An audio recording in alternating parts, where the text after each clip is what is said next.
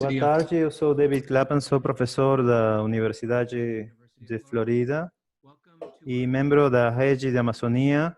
Sejam bem-vindos à terceira workshop da Rede. Eu gostaria de agradecer a presença da Carolina Doria, o professor David Wagner e o professor Olden. O tema de hoje da tarde é gestão adaptativa para as barragens do Amazônia. A meta é apresentar recomendações da gestão de impacto medioambiental dos projetos na Amazônia e discutir algumas alternativas para fornecer um desenvolvimento hídrico. Esta é um programa de 5 painéis.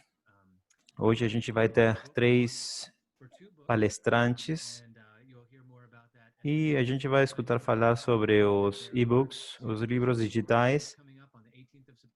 A gente vai ter 2 sessões mais no 18 de setembro e 2 de outubro sobre alternativas de pesquisa para grandes barragens na Amazônia e lacunas de conhecimento importantes para a tomada de decisões. Hoje a gente vai falar sobre as ferramentas da gestão de dados, como a gente vai manejar a toma de decisões, como a gente vai ministrar as políticas e como fora utilizada a ciência. Hoje a fala vai ser apresentada pelo professor David Wagner, Julian Océlio e a professora Panel. Depois daquele painel a gente vai ter uma discussão. Eu gostaria de agradecer a todos os participantes e a todos os nossos colaboradores para este esforço, introduzindo o professor David Wagner. Durante a apresentação, eu vou trocar para sua palestra. Nosso primeiro panelista é o professor David Wagner. Ele trabalha na planificação de manejo de águas. Ele trabalha no board, na Casa de Representantes dos Estados Unidos, e ele tem muita experiência na gestão e ecologia, mudança climática e a criação de um ambiente de sucesso à implementação científica com muitos agentes involucrados. David trabalha no Wolper Engineering. Bom, muito obrigado pela oportunidade de falar no painel. Eu começarei falando de que durante os últimos 40 anos eu tenho trabalhado em muitas áreas da gestão de água, desde o início, desenho, aplicação, hacia o desenho de escritura de projetos na área de Washington, e com mais de centos de aplicações. Muitos deles têm sucesso e outros não. Então, a gente vai fazer um rastreio daqueles programas ao redor do mundo que tiveram sucesso. Há alguns aspectos-chave durante o estudo. Hoje, minha estrutura vai ser cobrir aquelas 4 secções. Eu gostaria de fazer uma pequena introdução sobre a criação da cultura de mudança adaptativa. A secção 3 vai falar sobre construção de uma gestão adaptativa e, finalmente, eu falarei sobre um resumo da fala. A gestão adaptativa foi aplicada em muitas áreas e aplicações, desde gestão de rios até análise de espécies, análise de ecossistemas, e foi aplicado às barragens movíveis. Tudo isso foi aplicado aqui nos Estados Unidos no contexto de atividades culturais no oeste dos Estados Unidos para a gestão de águas, mudando as variáveis da disposição de água para a agricultura e confrontando a mudança climática. Okay. I want to talk to you a bit about what I've Eu gostaria found. de falar sobre o que a gente encontrou sobre aquele análise e que demanda ter sucesso. Com algumas dúvidas, muita gente crê que quando a gente vai trabalhar sobre gestão adaptativa, o sucesso é garantido, mas não é assim. Há uma diversão ou uma estratégia, muitos textos para fazer é um processo que vai ajudar a manejar o risco e melhorar a tomada de decisão em gestão de águas. E para ter sucesso, a gente precisa quatro elementos: colaboração entre um grupo com gente disposta que esteja disponível para resolver o problema, precisa de uma liderança e um plano de governança para a implementação e fazer o trabalho possível.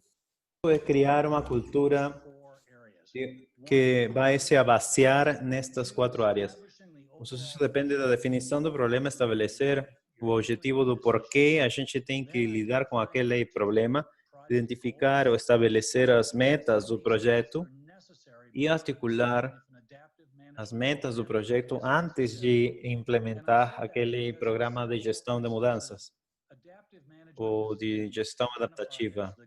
Isto tem se identificado como a estratégia do futuro. Muitas vezes se precisa fazer alguma pesquisa adicional ou implementar um programa de monitoreio e possivelmente não precisem de gestão adaptativa. Então, o processo é integral para utilizar a ferramenta certa.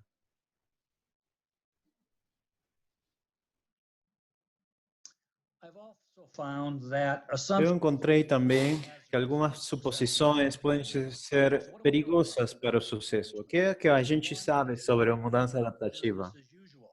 Não é o negócio usual, é mudar a dinâmica de como que a gente faz uma tomada de decisões. Não se trata de uma ciência adaptativa, é a gestão que a gente vai trabalhar para adaptar sobre baseados naquilo que a ciência disse para nós.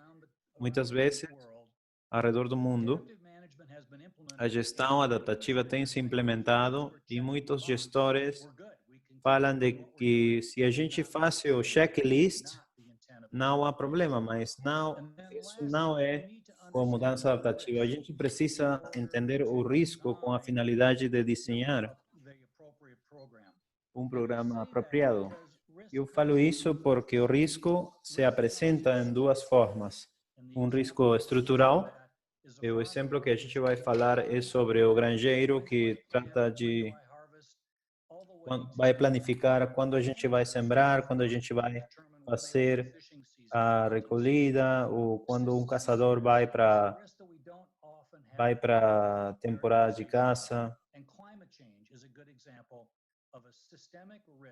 O risco sistêmico é aquele que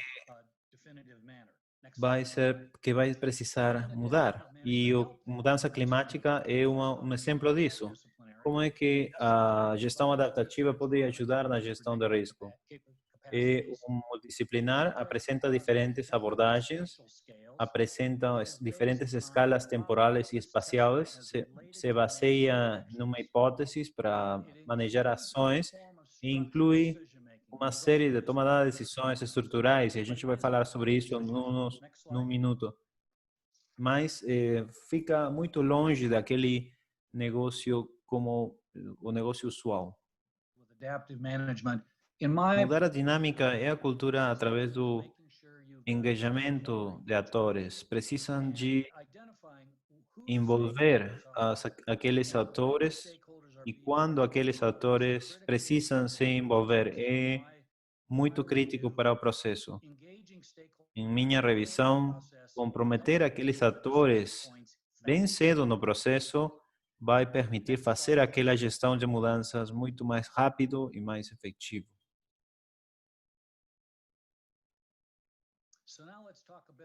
Então, agora a gente vai falar sobre o processo de criar o ambiente para a gestão de mudança adaptativa ou de gestão adaptativa.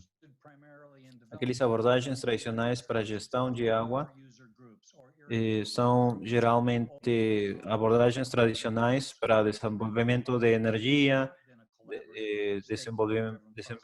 a gente que desenvolve projetos. Em segundo lugar, o tempo, a direção legislativa e políticas, litígios e conscientização crescente pelo público aumenta a conscientização e a necessidade de mudança adaptativa. Quando a gente se educa sobre o processo, encontra formas de se conectar de uma forma apropriada.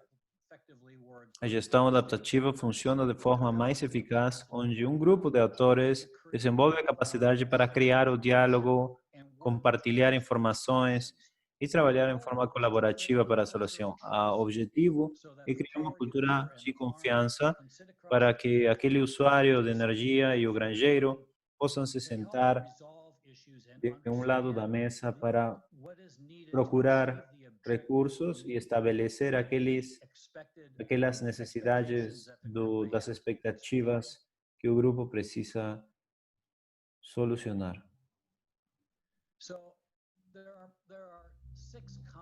Então, há 6 estadios de mudança da gestão adaptativa. Eu não tomarei o tempo para descrever cada uma delas, mas muita gente salta para o desenho e desenvolvimento, mas se a gente não dedica tempo para as fases 1 e 2, o desenho não vai dar certo.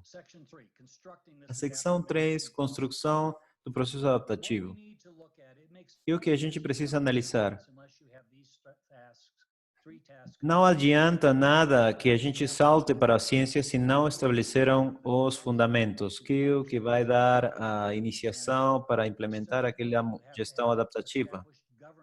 É preciso estabelecer uma governança, direção e política para implementar com compromisso e apoiar administrativa, financeira e estruturalmente. Mas a gente não pode ter um grupo colaborativo e não ser incluído no processo. Eles precisam ser parte da gestão adaptativa. De outra forma, ele não dá certo.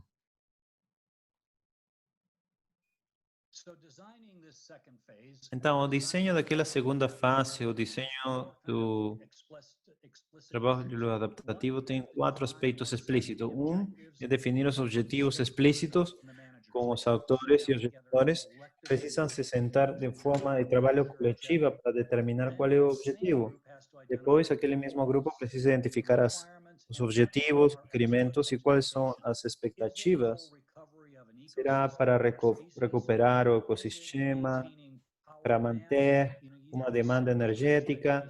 A gente precisa estabelecer as expectativas e criar e se comprometer com um programa. Como vai se comprometer desde um olhar administrativo, desde um olhar financeiro, para que todos vocês conheçam como que o processo vai se desenvolver e qual é o papel de cada um de vocês naquelas gestões.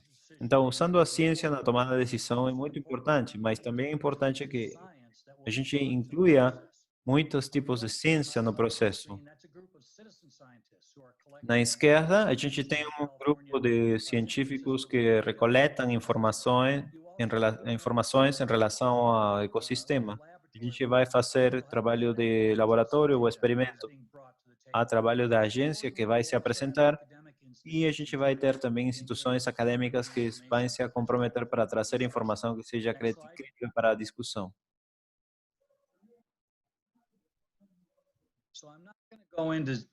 Eu não ingressarei ao detalhe, vocês são expertos nisso e conhecem esse processo, mas eu gostaria de reconhecer como é que a ciência se utiliza. Como é que a gente vai utilizar a ciência é um aspecto crítico para o processo. A decisão de qualidade precisa da análise certo, o processo de decisão certo e as opções certas. Isto se baseia nos processos que incluem objetivos conhecidos, objetivos e as predições dos resultados esperados. Uma toma de decisão estruturada é um processo que utiliza a melhor ciência disponível, desde os autores e os tomadores de decisões um análise de informação que pode se traduzir numa melhora com a tomada de decisões, para uma melhor tomada de decisões. So the elements that are Os necessary. elementos que são necessários, que apoio à ciência, a gente precisa de uma liderança e ação ao redor das necessidades do ecossistema, a gente precisa mapear aqueles sistemas e processos, determinar o nível da ciência que a gente precisa, identificar o nível do risco que é aceitável aos gestores e aos tomadores de decisões. So what we're trying to do is create the O que a gente gostaria de fazer é criar aquela arquitetura de entendimento, apresentando o contexto do problema, a resposta do sistema e os tipos de riscos que a gente vai estar exposto. Então, para fazer um pequeno resuminho, estes sete pontos. A gestão adaptativa é um processo, é um compromisso. A gente precisa identificar e entender o risco. A ciência é a credibilidade para tomar decisões. 6, a gente precisa criar uma estratégia com flexibilidade, tomar decisões de qualidade e, finalmente, a gente precisa fazer o trabalho antecipado para garantir o sucesso. Com isso, eu gostaria de concluir. Muito obrigado pela atenção. Muito obrigado, David, pela flexibilidade e enviar suas slides para que a gente possa compartilhar com a gente do mundo todo. Muito obrigado. Agora a gente vai passar ao segundo panelista. Julie, se você gostaria de apresentar seus slides.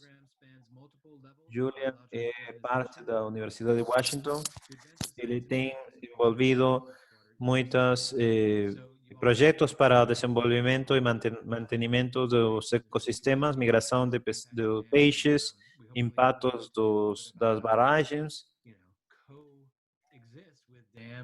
e a coexistência de populações e humanas e animais. Seja bem-vindo, Julia. Muito obrigado a todos vocês pelo convite. É uma grande honra estar aqui. Estou muito feliz de ser parte da rede. Um pouco de minha pesquisa no Brasil foi fascinante para incrementar aquelas colaborações internacionais para que a gente possa trabalhar juntos em parceria com suporte de crescimento sustentável. E eu acho que é um esforço muito necessário e por isso é um grande prazer estar aqui. A segurança de água e alimento é fundamental para o futuro e os rios jogam um papel principal naquelas metas de segurança alimentar e de águas. Infelizmente, muitas vezes são danados, mas com a finalidade de melhorar a qualidade de vida, e há muitos conflitos sociais e precisamos navegar aqueles conflitos. Hoje a gente vai trabalhar sobre uma colaboração entre 3 estudantes de graduação que trabalham comigo. A gente tem Tiago Couto, que é um estudante de doutorado, Matias, que é estudante de maestria, com Welchen, também um estudante de mestrado. Eles trabalham conjuntamente com os estudantes de graduação e muito do que a gente vai apresentar hoje está relacionado com o trabalho que estes jovens têm desenvolvido. Uma pergunta que a gente tem muito frequentemente é como que a gente vai encontrar o balanço entre a energia e a preservação do desenvolvimento hidroenergético. Esse é um grande reto, não somente porque precisamos incrementar durante as próximas décadas as demandas da população e por isso, além de que a gente tem muitas fontes hidroenergéticas, a gente precisa mais ainda. E isto é uma crescida de como os reservórios de água pelas barragens foram crescendo, estabelecendo como os sistemas de rios têm se afetado.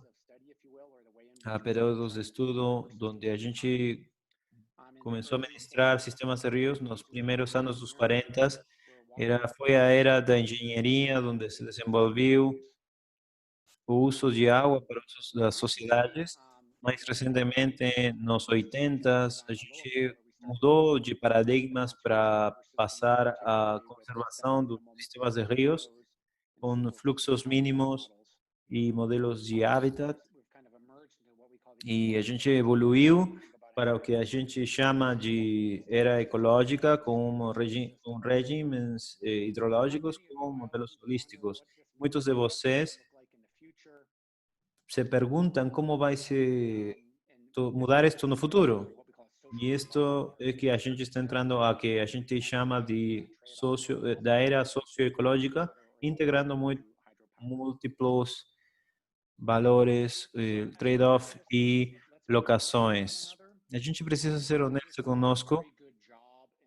Nós temos feito um bom trabalho para comunicar o valor dos rios para a sociedade, mas também precisamos ser honestos com o fato de que a gente não deu certo para manter o balance dos sistemas hidrológicos, além das ganhanças econômicas. E isso é algo que é muito interessante em termos de pesquisa e pesquisa colaborativa e como a gente pode desenvolver abordagens mais integrais naqueles trade-offs. Um aspecto, uma vantagem muito interessante é utilizar aquela que se chama de optimização multiobjetiva ou múltiplos objetivos. Geralmente se vai apresentar para desenho de algumas estratégias para que sejam de ecologia sustentável, como uma das alternativas que eu gostaria de apresentar hoje para para as barragens existentes e como que a gente pode fazer um planejamento dos futuros barragens, das futuras barragens. Isto não é uma resposta para as conversações que a gente tem quando a gente pensa em barragens hidroelétricas, mas é uma forma de nos comprometer para avaliar o que a gente fez em termos de dano atual e o que vai acontecer no futuro. A optimização de multi-objetivo para as barragens existentes é muito útil para reintervenir as barragens de uma forma sustentável ecologicamente falando. Sabo falava de que ajuda a segurança de água, energia e necessidades dos pesqueiros. O mesmo aconteceu no Sudáfrica, que para assegurar ou dar uma segurança de rio abaixo com as demandas de fluxo de água, preservando as necessidades das populações, o que permite também, como apresentou para o Rio Colorado, permite a quantificação dos compromissos associados com as diferentes operações das barragens. Peço desculpas de que eu não tenho um exemplo dos Amazões, da selva amazônica, da floresta amazônica, mas há muitas lições aprendidas que a gente tem do sistema do Colorado que poderiam se aplicar no Amazonas. E por isso que eu tomo o exemplo do Rio Colorado. Eu gostaria que a gente fale por um minutinho do San Juan River, do Rio São João, que é um dos contributores para o Colorado, que vai desde a esquerda hacia a direita e depois passa pelo lago, ingressando ao Gran Canyon. Aquele rio na área do Colorado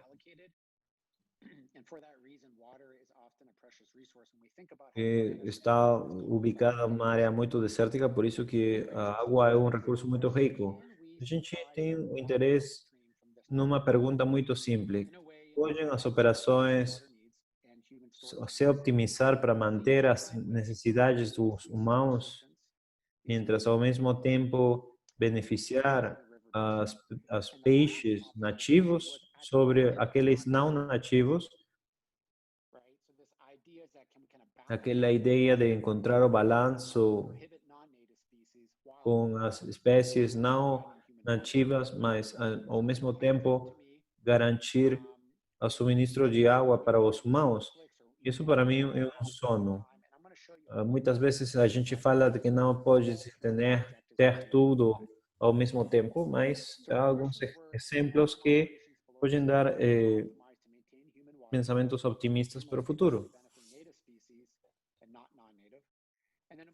Então, as perguntas de pesquisa foram: você pode se optimizar o trabalho com os barragens em relação à liberação de água para manter as necessidades dos humanos, mientras simultaneamente beneficiar as espécies nativas? Aqui a gente tem um desenho sobre uma série de diferentes barragens, evaporação, a água que vai rio abaixo, e como é que a gente vai ter uma medição da volume de água para maximizar as espécies nativas, minimizar as espécies que não são nativas e minimizar o déficit entre a diversão de água e as demandas. Há muitos objetivos conflitivos e poderia ser olhar impossível para satisfazer todas as necessidades. E a gente fez uma análise de fluxo, que a gente chama de fronteira SATEPO, que precisa avaliar aqueles objetivos diferentes. Naquela gráfica, cada ponto é um fluxo diário, é uma hidrográfica que nos ilustra, que mostra a deficiência de água em vermelho, e se se torna vermelho é que a gente não vai satisfazer as necessidades dos humanos. Nós gostaríamos estar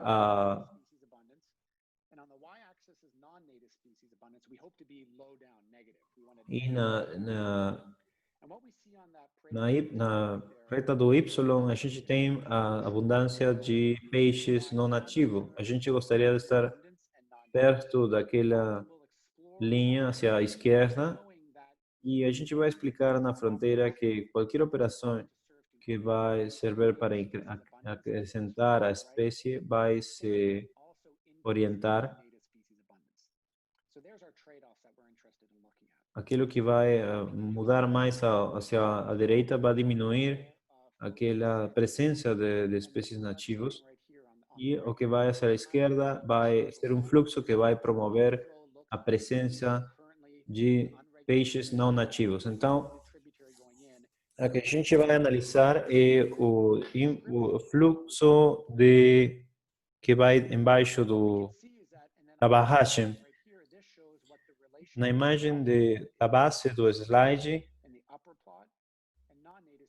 mostra as espécies nativas hacia arriba e as espécies não nativas hacia baixo. A gente vai ter aquele fluxo de água histórica. A gente tem uma contribuição positiva ou negativa, dependendo das espécies. Um efeito negativo para as espécies nativas, e isso é o análise que a gente pode fazer com tomando em conta os fluxos. As inundações têm, sem dúvida, um impacto nas espécies nativas, trazendo muitas espécies não nativas, e por isso é que a gráfica mostra aquela queda significativa na gráfica. Quando a gente analisa isto, é que as espécies nativas são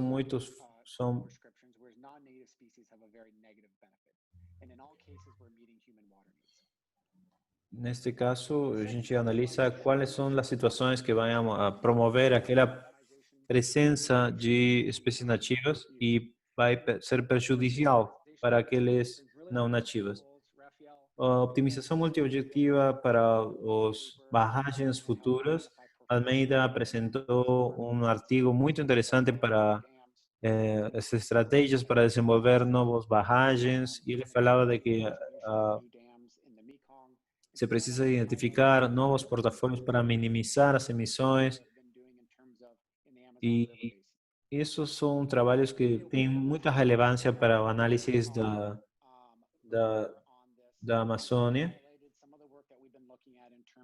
Aqui, o trabalho, a apresentação da universidade, o trabalho da Universidade de Washington, de Couto e Olden apresentaram como é que há uma grande queda na conectividade dos rios, há uma fragmentação de uma porção dos rios do Amazônia brasileira.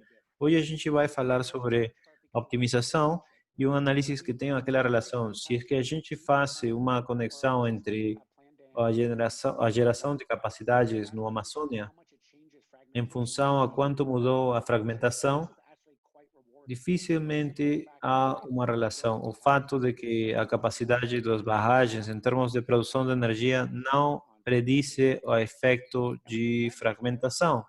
E a gente pode apalancar aquele achado para esta gráfica que mostra as projeções ou optimização de diferentes portafólios de barragens ao redor da Amazônia, da floresta amazônica, e a gente vai analisar aquelas que encontram o óptimo para obter a maior quantidade de energia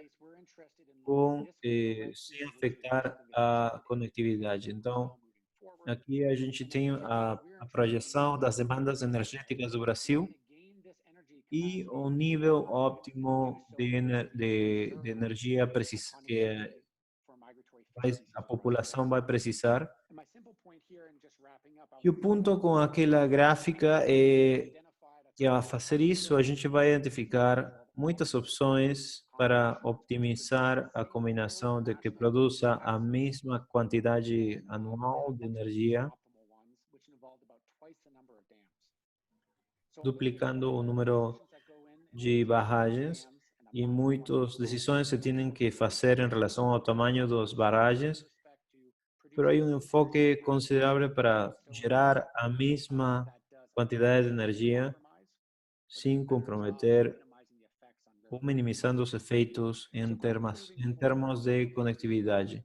Então, quando eu olho uma imagem como esta, eu sou otimista e a gente pode ver o arco-íris para desenhar um caminho mais inteligente para o desenvolvimento de barragens futuras.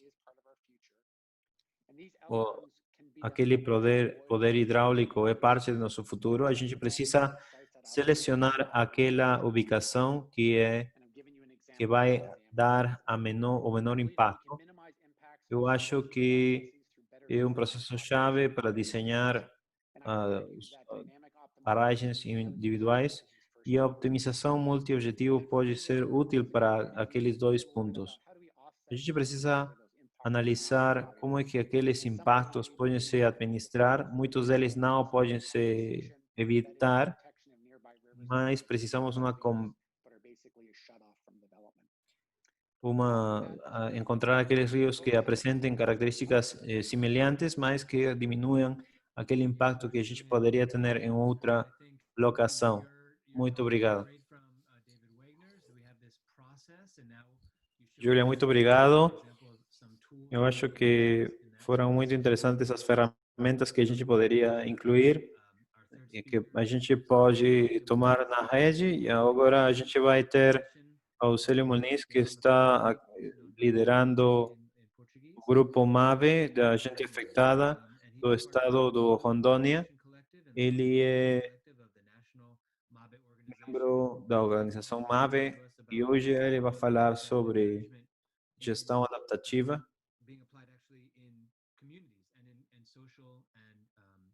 aplicada nas comunidades e movimentos humanos para a defesa dos direitos comunitários. Então, eu gostaria de dar a palavra para o Célio. Sou Célio Muniz, sou da Coordenação Nacional do Movimento dos Atingidos por Barragens no Brasil. A minha atuação hoje é em Rondônia, aqui no estado de Rondônia, moro em Porto Velho, na capital, e a nossa contribuição é muito importante estar hoje nesse debate, né, com vocês sobre esse tema. Na verdade, o MAB vai trazer um pouco da experiência do MAB, que é da nossa atuação enquanto movimento social de luta de atingidos por barragem no Brasil, e um pouco a nossa realidade aqui em Rondônia, né, em relação a Jirau e Santo Antônio. Então, a gente fez uma apresentação, mas é simples, só para a fala ter um pouco de conexão com a apresentação, mas o MAB em Rondônia, mas como em todo o Brasil, né, nós temos feito uma luta muito grande em 3 grandes eixos, né? Uma da nossa luta primeira é contra as hidrelétricas no Brasil, né? Contra as hidrelétricas, entendemos que as hidrelétricas não traz desenvolvimento para o país.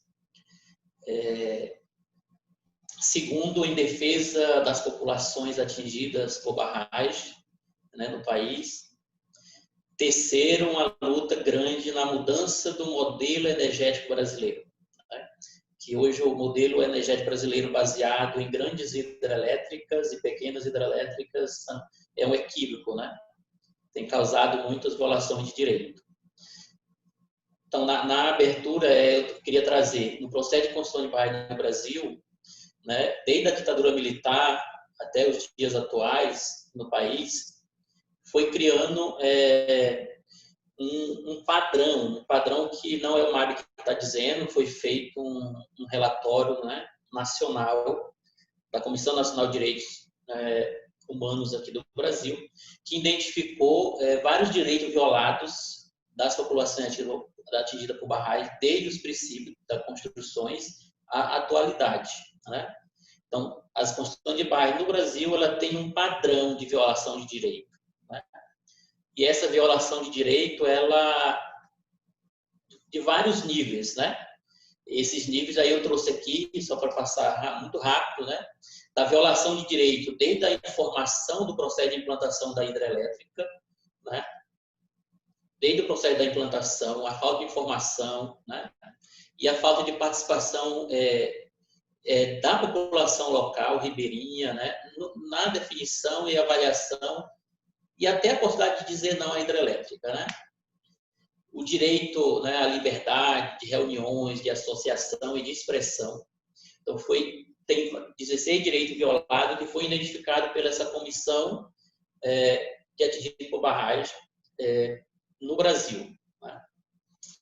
Então, quando a gente fala em ações adaptativas, né, no processo de construção de barragem, né, o processo histórico no Brasil tem demonstrado que não tem participação popular, né? Participação popular não existe, né? Existe imposição, né? Que até hoje não foi mudado isso, né?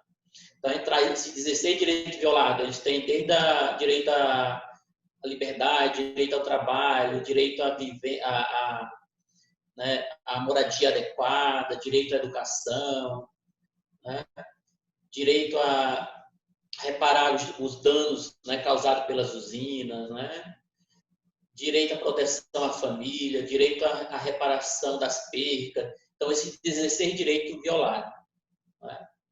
Então, assim, desde o período, né, da construção, antes do processo de estudo, durante a construção da hidrelétrica e pós ainda continua isso. Aí eu trago aqui, logo em seguida, aqui em Rondônia, né?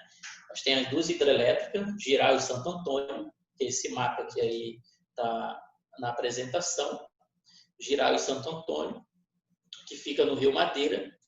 E exemplo prático foi a construção dessas 2 hidrelétricas, né? Tivemos um grande embate, né, aqui na região, na Amazônia, uma campanha feita por várias organizações do campo, da cidade, ONGs, né, e o MAB envolvido, da não construção das hidrelétricas, porque se construísse a usina de Jirau e Santo Antônio, abria precedente para a construção de mais hidrelétricas na Amazônia, como aconteceu a construção de Belo Monte. Então, seria a abertura da construção das hidrelétricas. Aí, o processo das consultas prévias, né, que logo depois vocês vão ver, aí é os dois consórcios que estão construíram as hidrelétricas, constroem.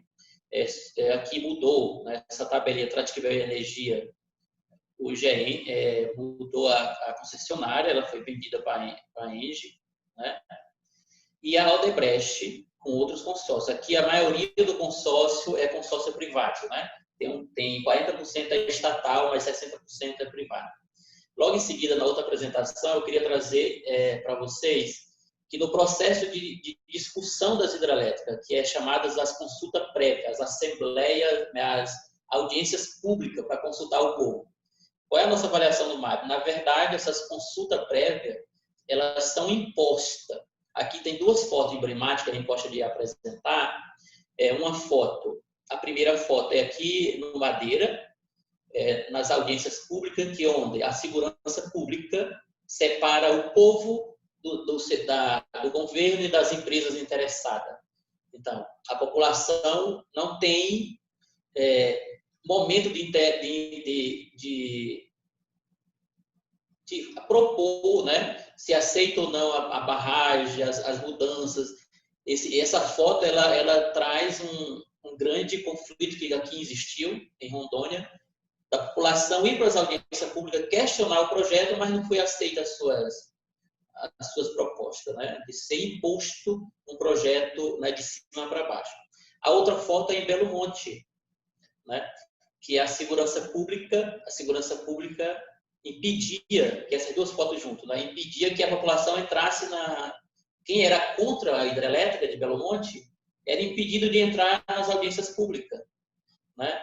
Então a gente questiona esse modelo, né, aqui no Brasil de audiências públicas como uma consulta prévia à construção das usinas, ela sempre foi pautada pelo interesse do grande empreendedor interessado e do Estado brasileiro, do interesse maior de construção das hidrelétricas, né? Então, assim, a gente traz assim esses conflitos que desde o início se tem na construção das hidrelétricas no Brasil, da imposição e dessas gestões nada adaptativas, gestões impositivas, né, para que se construa um interesse maior, né? E passando assim, a outra foto, aqui é a Cachoeira de Santo Antônio, na época, né, a segunda imagem, a outra imagem, que é quando se começou a construção da hidrelétrica de Santo Antônio, muitas famílias questionavam a construção, né? Então foi imposto, teve situações de queimar residência, casas, né, para que as famílias se intimidassem e aceitassem o projeto, né, da construção da hidrelétrica, né? Essa foto aqui que é na violência que a gente traz na usina de Santo Antônio, né? Aí a gente traz também que assim sempre no início da construção das hidrelétricas, né, qual era o nosso grande embate aqui nas hidrelétricas do Madeira, é que o estudo de RIMA, de impacto ambiental, ele não preveu o impacto completo, né? Ele foi sempre negligenciado, né? Então, teve áreas depois da construção das usinas que foram impactadas, que são comunidades que depois da construção das usinas e remanejada, áreas que não estavam previstas nos impactos no estudo de RIMA foram atingidas, né, depois, né? Aí, logo em seguida, vem um mapa do Latizat, que é um satélite americano, que é a segunda lâmina, a outra lâmina, que se vocês observar, tem uma foto tirada em 2011, comparada com 2015, né, que mostra a dimensão do lago de Jirau, da usina de Jirau, né? Em 2011, né, no pontinho vermelho aqui, né, área de floresta, né? A área de floresta que não estava dentro do ERIMA, que não ia ser impactada. Na segunda imagem, 2015, depois 2015, depois achei 2014, esse pontinho, área de floresta, o lago de Jirau entrou dentro da floresta, que não tinha planejamento, né? Então, esse impacto que a gente sempre dizia que as informações não estavam corretas, né? E nessa imagem de satélite aéreo dá para identificar que o lago da usina de Jirau ela ultrapassou o limite previsto nos estudos iniciais. né, que a gente questionava, né? Aí na outra lâmina está mais próxima, né? Mais próxima a imagem, né? Da área que estava fora, né, da área de atingida da hidrelétrica de geral, 2011 para 2015, né? E essas imagens elas seguem na frente, que essas áreas não foram desmatadas, não foram feita a retirada da floresta, e isso acontece, né, o efeito de gás carbônico, né, da madeira que fica dentro da água, que não foi feito o processo de retirada, né? Então, as consequências são enormes, né? Aqui em Rondônia a gente observou em 2014, com a grande cheia de 2014 do Rio Madeira, onde inundou várias comunidades ribeirinhas, e distrito e bairros da cidade de Porto Velho. Por que eu trago essa apresentação dos impactos das hidrelétricas? Porque quando a gente fala em gestões adaptativas, né, na história de construção de bairro no Brasil, né, o Estado brasileiro foi criando uma política energética, né, política e leis para que garantisse a construção das hidrelétricas no Brasil. Essas políticas, elas nunca foi garantida o direito das populações atingidas por barragens. Né? Sempre foi feita uma política energética brasileira voltada para a construção das hidrelétricas, o parque elétrico brasileiro, mas as populações atingidas por barragem, elas foram deixadas de lado, né? Aí essa outra imagem aqui mostra a propaganda das empresas que ao construir as hidrelétricas. Aqui é uma propaganda da energia sustentável do Brasil, mostrava as famílias ribeirinhas tradicionais nas suas habitações tradicionais e apresentava uma proposta que hoje as comunidades que foram remanejadas para essas casas desistiram, foram morar em outras regiões. Aí eu queria entrar nesse debate da política, né? Da política de direito, que é uma pauta que o MAB tem proposto, né, aos governos brasileiros, né? Que hoje no Brasil nós temos uma ausência de lei, né? Uma ausência de leis que garantam o direito das populações impactadas pelas hidrelétricas. Hoje nós temos um marco legal no setor elétrico brasileiro, que tem várias leis, vários decretos que garantem a construção das hidrelétricas. Mas, em contrapartida, nós não temos um marco legal que garanta o direito dos atingidos por barragens. Então, o MAB propõe que nós tenhamos um marco legal, que nós tenhamos uma política pública, e que essa política pública, que aí eu não consegui colocar no slide, mas depois a gente pode socializar, nós temos hoje o pagamento das indenizações das famílias feito pelas empresas, mas hoje nós não temos no Brasil um órgão estatal que responsabiliza diretamente o direito das famílias atingidas, não existe, e não tem uma fonte de financiamento público que garanta esse direito dessas famílias atingidas. Então, qual é a nossa grande demanda hoje de gestões que a gente propõe ao Estado brasileiro, né? Que nós tenhamos uma política nacional de direito das populações atingidas por barragem, que essa política tenha uma definição de conceito de atingido, de famílias impactadas, que tenha uma definição das formas de reparação. Como vocês estão vendo as casas aqui na apresentação, não tem um padrão, né? Ela varia o direito das famílias varia de regiões por regiões e de empresa para empresa. Qual é a nossa proposta enquanto de ações adaptativas, né?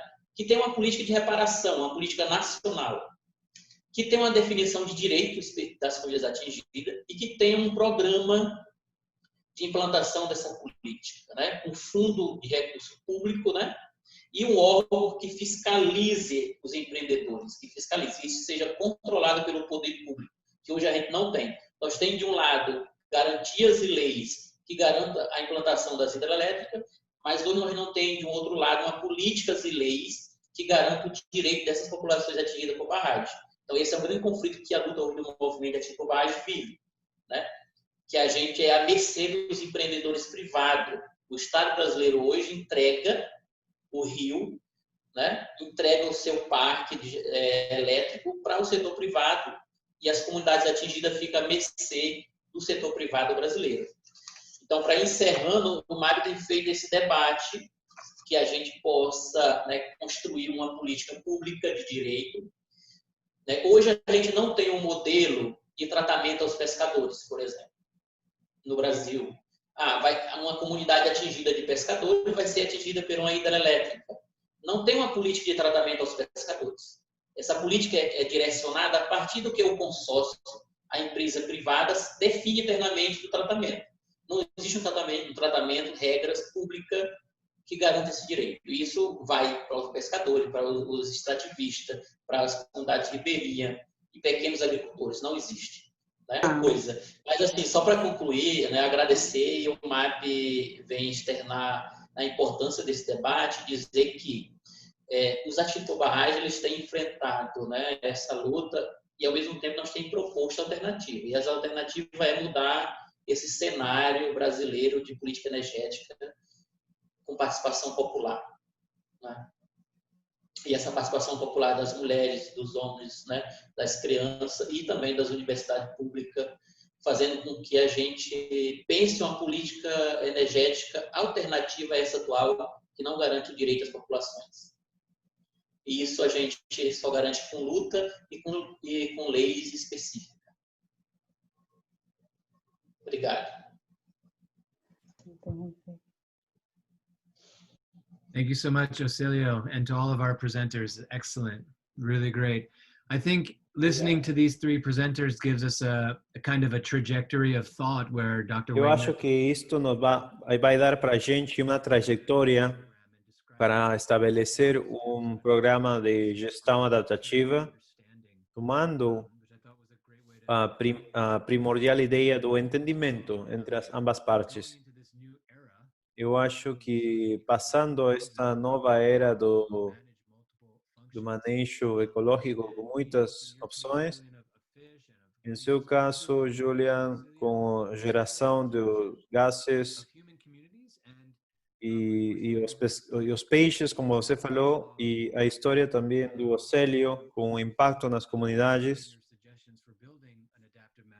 eu acho que precisamos incorporar aquelas sugestões de Wagner para que os impactos sejam diminuídos e que se planeje predizendo as áreas do impacto para diminuir aqueles impactos que falou o Célio. Muito obrigado por sublinhar aquele problema da falta do marco legal, que é muito necessário para alcançar aquela mudança. Realmente gostaria de agradecer a nossos palestrantes com um tema tão amplo que é governança, gestão adaptativa e alternativas. Eu acho que a gente foi capaz de avaliar cada uma delas, reconhecendo que é um processo que requer governança e que muitas vezes a governança é insuficiente para ter sucesso no marco. E eu acho que aqueles compromissos que Julian falou de óptimo, é só óptimo, considerando um espaço do trade-off que pode ser óptimo para alguém, não é óptimo para outro. Setores da economia, os setores da sociedade têm diferentes usos para a palavra ótimo e habilidade para desenvolver alternativas. E a última resposta, o David fala de predições sobre o futuro. Pode incluir coisas como as comunidades poderiam responder a coisas como uma redução da capacidade para saúde, implementação, outros respaldos da sociedade para fluxos ecológicos. Então, eu gostaria de agradecer a todos vocês e uma roda de aplauso para todos os nossos palestrantes. A gente tem o grande prazer de apresentar 2 e-books de nossos colegas. Bom, nós estamos aqui para apresentar, depois de uma longa data, né, depois de 2 anos, nós estamos finalizando o produto do workshop que foi realizado em Palmas em 2018. Como nós ouvimos hoje dos nossos palestrantes, nós estamos dentro de um processo, né? Esse manejo adaptativo, como nós estamos em cada uma das fases, né? Aqui no Brasil nós temos várias fases, e dentro desse propósito,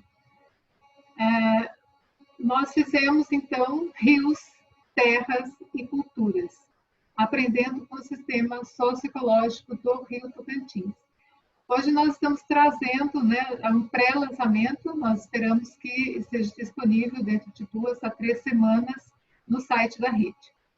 Então, Rios, Terras e Culturas, Aprendendo com o Sistema Socioecológico do Tocantins, é um livro que reúne as experiências inter- e transdisciplinares que foram compartilhadas pelos participantes do workshop realizado pela Rede Internacional de Barragens Amazônicas, em maio de 2018, em Palmas, no Tocantins. O workshop ele é financiado pelo NSF, né, pela CAPES, por vários outros grupos, mas principalmente pelo NSF. E a doutora Beli Loisel, que é a coordenadora. Thank you, Betty, né, um grande trabalho que você vem fazendo à frente do projeto. Bom, o objetivo do workshop foi estimular o diálogo entre os atores sociais envolvidos ao longo do processo de implementação das barragens e na discussão dos sistemas socioambientais da bacia do Rio Tocantins. Na época do evento participaram 224 pessoas, né, do evento, e desses 160 pessoas participaram, né, do livro, estão como autores no livro, e 55 instituições. Então, tem muitos assuntos, né, muitas coisas acontecendo ao mesmo tempo nesta publicação, que foi uma grande experiência para quem esteve, né, presente aqui na época.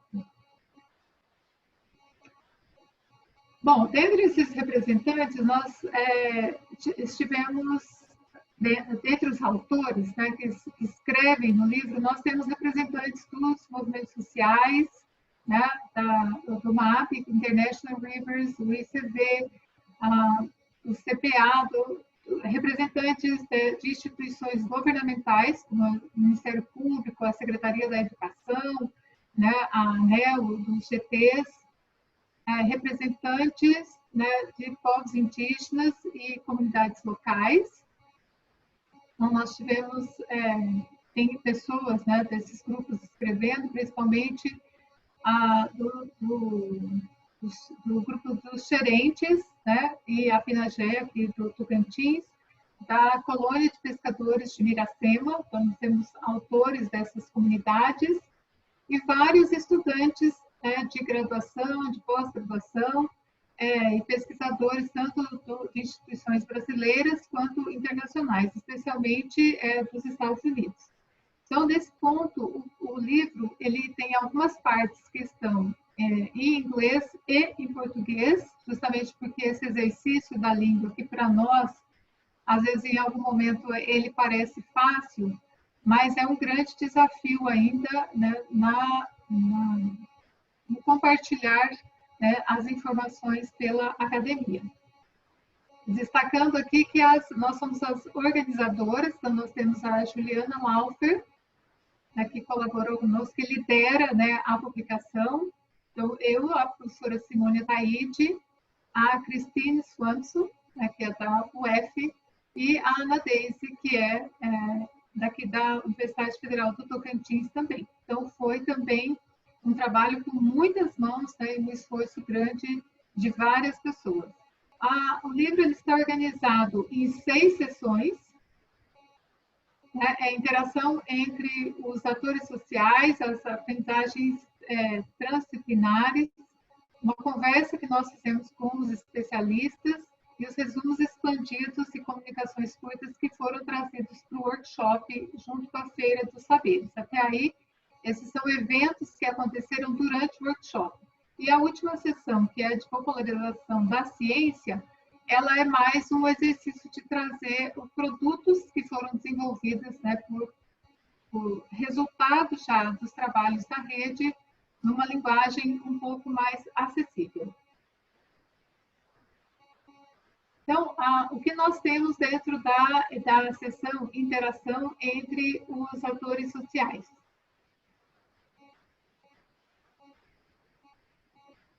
Dentro dessa sessão, nós temos perspectivas de diversos autores envolvidos com o processo de planejamento, licenciamento reassentamentos, monitoramentos de barragens hidrelétricas, né? Tanto aqui no Brasil quanto nos Estados Unidos. E aí nós tivemos um grupo do Colorado que participou, que foi muito interessante, com quem nós temos compartilhado muitas ideias e tem sido bastante produtivo. Então, o primeiro capítulo é este, né, que tem águas, rios, diálogos, valores e futuros para a bacia do Tocantins, que é um relato de uma experiência que nós temos aqui na região. E ele traz, né, a perspectiva dos atores que participaram desses processos aqui no Rio Tocantins. Então, tanto atores governamentais como não governamentais. O segundo capítulo ele traz uma perspectiva, né, dos atores dos Estados Unidos, né, estadunidenses, e os desafios na gestão da água do Colorado. O terceiro, ele trata de um debate entre a produção acadêmica de conhecimento e as políticas públicas e os desafios para a governança socioambiental da Amazônia. Então, também tem muitas informações interessantes, vocês não deixem de acompanhar. O quarto, realiza uma análise da participação da rede de atores sociais. Então, esse quarto capítulo, ele é um compilado, né? Ele traz as experiências que nós já vivemos em outros eventos, né, da rede internacional de barragens. Como é que nós estamos construindo esse processo? Quem está participando? Para onde estamos indo? Pode passar. Nessa sessão das aprendizagens transdisciplinares, nós temos duas experiências que foram um relato, né, das visitas de campo. O primeiro é Aprendendo com o Outro, que é sobre uma visita de campo à comunidade de pescadores e ribeirinhos, a jusante da usina de Lajeado, aqui no estado do Tocantins. O segundo é um rio que une os povos indígenas das Américas, né? Trata de um intercâmbio sobre o legado dos impactos das barragens hidrelétricas no Rio Colorado e no Rio Tocantins, a partir da visita de representantes dos povos indígenas norte-americanos ao povo xerente. Então, foi muito interessante relatar como é que esses grupos se encontraram, né? Como que a gente discute isso. Então, também é interessante. O terceiro capítulo, ele traz sobre os valores e uso dos rios na tomada de decisão. Relata o exercício transdisciplinar realizado com os participantes do evento. Então, foi como essas pessoas, né, percebem, como os participantes percebem os valores dos rios e como estes podem ser abordados e levados em consideração em processos de pesquisa e tomada de decisão. Então, a sessão Conversando com os Especialistas, durante o workshop nós trouxemos 4 especialistas e essa sessão traz um sumário, né, da palestra que eles trouxeram no evento. Então, 2 desses especialistas abordaram o uso dos rios amazônicos para o desenvolvimento energético e os desafios socioambientais. Hidrelétricas e povos tradicionais da Amazônia, né, que foi uma abordagem realizada pelo Dr. Heber Grácio, que é sociólogo e trabalha aqui na Universidade do Tocantins. Esquecendo as pessoas no desenvolvimento energético de Belo Monte e outras barragens. Essa foi uma fala do Dr. Emílio Moran, né, sobre os rios da Amazônia, especificamente focado em Belo Monte. Terceiro, os impactos das mudanças climáticas nas águas dos povos nativos americanos. Este capítulo trata do engajamento na busca de soluções baseadas na cultura, trazendo uma reflexão da doutora Carleta Tiff sobre sua experiência no trabalho com o povo navarro. Próximo. os represamentos e as mudanças nos peixes e na pesca.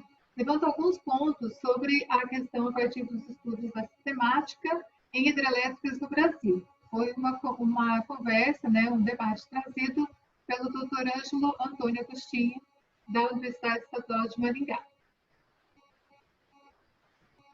Bom, a quarta seção do livro, ela traz os resumos expandidos, né, e as comunicações curtas, que são as contribuições das pessoas que participaram, né, do evento conosco. Então, são trabalhos de pesquisa que estão em andamento ou que foram realizados pelos nossos participantes. São 51 contribuições.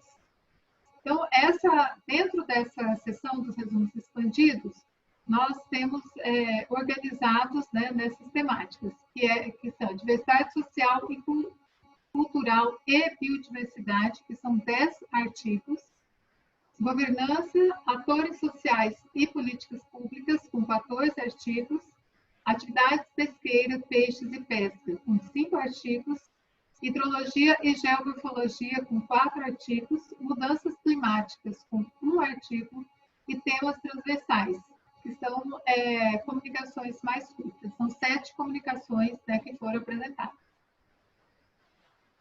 Pode passar. Então, o workshop finalizou com uma feira de experiências, né? Aqui nós temos algumas fotos, onde foram apresentados os painéis, desses resumos que foram apresentados. Nós tivemos uma sessão de painéis. Pode passar. A feira, né? Então, tivemos a dança, a apresentação de artesanatos e também um momento musical, né? Nós temos aqui o Philip Fernside, né, cantando junto com o pessoal do Arizona. Foi uma experiência muito interessante, né, que tem a ver com essa inter-relação que vai também além da academia, né, que faz parte desse aprendizado interdisciplinar. Pode passar. E a sexta sessão, né, que nós chamamos de popularização da ciência, ela traz, que são artigos que já estão publicados e que foram transformados numa linguagem, né, um pouco mais popular. Então, nessa sessão, nós temos 5 contribuições, né? A primeira, ela faz o mapeamento das pesquisas sobre energia hidráulica e sustentabilidade na Amazônia brasileira, apontando os avanços, as lacunas do conhecimento e as possibilidades futuras. O segundo, né, ele trata da fragmentação da conectividade dos rios na Amazônia Andina pelos projetos hidrelétricos, apresentando um panorama para a região. O terceiro trata da invisibilidade da pesca, né, invisibilidade da atividade pesqueira e a dificuldade de participação dos pescadores nos processos de implementação de usinas hidrelétricas na Amazônia, e é apresentada a partir das informações associadas a várias bacias hidrográficas amazônicas. Esse vai, inclusive, de encontro a algumas coisas que o Océlio, né, trouxe no debate de hoje. O quarto, o custo econômico do represamento de rios tropicais, né, e a diminuição da pesca e o aumento dos preços, que é um trabalho, né, que um estudo de caso que foi feito no Rio Madeira. E fechando, né, essa sessão, temos um questionamento sobre a necessidade de se refletir sobre a construção dos barramentos. São grandes hidrelétricas, a hora de abandonar é agora. E assim, o conteúdo do livro é este, né? Convido todos vocês a participarem logo que a gente disponibilizar o link. Então, ele um esforço, realmente é um esforço grande, e a ideia é de colocar muitas coisas diferentes dentro, né, do mesmo livro. Foi desafiante. Então, agradecer aqueles que contribuíram, né, com tanto com a construção do livro, os financiadores, a editora, né, os revisores, e os autores e todos aqueles que fizeram as suas contribuições. Nós não falamos, né, dos autores especificamente, mas a diversidade ela é grande e o livro ficou bem interessante, ok? Muito obrigada pela atenção. Obrigada, Elineide, pela apresentação. Estamos bem contentes pela finalização desse produto, né? Realmente vai ser uma fonte rica para consultas e também para discussão sobre esse processo de implantação de usinas hidrelétricas na Amazônia. Bom, e nós queremos também aproveitar esse momento para lançar nessa linha de divulgação dos resultados e socialização da ciência, para também lançar a cartilha paradidática que foi elaborada pelos grupos de professores que participaram do projeto Pró-Amazônia, Biodiversidade e Sustentabilidade, financiado pela CAPES. Esse projeto ele finalizou em 2018, mas só agora nós conseguimos finalizar a cartilha. Ele contou com a participação nos projetos de pesquisa com professores das universidades da Federal de Rondônia, da Federal do Tocantins, do Pará, do Amazonas e também da Universidade da Flórida. E também de alunos que estiverem envolvidos na realização do seu estágio de pós-doutorado ou doutorado sanduíche. E nós fizemos um exercício grande de sintetizar o conhecimento adquirido ao longo desse tempo em uma cartilha pequena de 16 páginas apenas, que pudesse ser utilizado. Naquele momento a gente tinha o objetivo de gerar um documento que pudesse estar sendo utilizado para discussão sobre impactos de hidrelétricas na Amazônia com estudantes de ensino médio. Então esse é o objetivo, por isso que é uma cartilha bem resumida em comparação com todo o conteúdo, né, que foi apresentado agora no e-book do workshop. E vamos falar um pouco sobre o conteúdo. Falamos um pouco sobre os peixes, a diversidade, sua importância e como é feito o estudo dos peixes na bacia pelos pesquisadores para poder entender os impactos das hidrelétricas. Apresentamos também alguns dados sobre os pescadores e as comunidades, principalmente nas bacias que estavam sendo investigadas pelos pescadores relacionados do Tocantins, o Madeira e o Xingu, em especial focando no número de habitantes nas comunidades ribeirinhas, dos pescadores, dos usuários desse recurso pesqueiro, para a gente poder falar em seguida do impacto ambiental. Então, citamos alguns exemplos de impactos citados inclusive na mídia, nos jornais da época, e os principais impactos que esse recurso, né, pode estar sofrendo com a implantação das usinas, e discutimos também esse processo de intervenção ao longo de uma série histórica do número de usinas que vêm sendo implantadas e o aumento delas como uma alternativa de energia de acordo com o governo brasileiro. Bom, e aí finalizamos, tem mais informações ao longo da cartilha, mas é que só para a gente ser bem sucinto e aproveitar esse momento, né, finalizamos também com uma página contendo as fontes de consulta, onde o estudante que quiser saber mais, que quiser investigar, conhecer um pouco mais da nossa pesquisa ou de outros resultados, ele pode estar consultando. Bom, e com isso a gente também apresenta o grupo que esteve envolvido, né? Alguns deles estão nessa foto, né? Porque tem uma relação muito grande com o grupo da rede de barragens, de pesquisadores em barragens amazônicas. Nós escolhemos uma foto, inclusive, do grupo da rede e explicamos o objetivo da cartilha, que é divulgar o resultado, né? Para que todos, inclusive os nossos jovens, eles aprendam um pouco do que está acontecendo no seu ambiente e possa também, junto conosco, com os pesquisadores, com as comunidades afetadas, ficar de olho no que está acontecendo nos rios amazônicos. Afinal de contas, a gente também tem que levar a informação para a nossa futura geração, para que eles possam participar de forma mais qualificada desse debate. E com isso, eu finalizo, né? Acho que passo a palavra novamente para o David. A ideia era aproveitar esse momento para apresentar esses dois resultados, né, dois esforços aí gigantes, e logo esse material vai estar disponível na página da rede, tá? Para que vocês possam consultar. Obrigada, obrigada, David.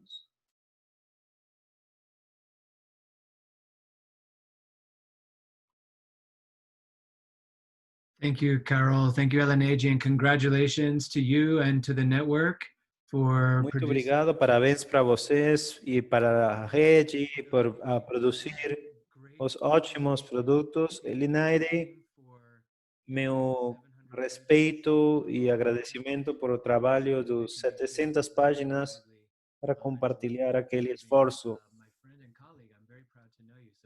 Estou muito orgulhoso de ser seu amigo. Gostaria de lembrar que este é o terceiro painel de nosso workshop de 5 painéis. O próximo vai se desenvolver o 18 de setembro, às 2 horas da Florida, 3 horas de Brasília, 2 horas de La Paz, para falar das alternativas de grandes e pequenas barragens na Amazônia. A gente vai ter uma sala de vídeo que vai ser lançada depois das apresentações para mostrar vídeos das comunidades locais, atores sociais, produtores que serão apresentados em 2 semanas. E, sem dúvida, nosso último painel no segundo dia de outubro. Muito obrigado para todos vocês pela participação. Muito obrigado por nos acompanhar e apresentar suas perguntas para David, Julia e Eusélio. Muito obrigado pelo tempo e esforço e seu compromisso para investimento do tempo para compartilhar conosco nestes tempos complicados, e nós esperamos que a gente possa melhorar o manejo ecológico aprendendo juntos. Então, muito obrigado. Tenham uma boa tarde e até duas semanas. Adeus.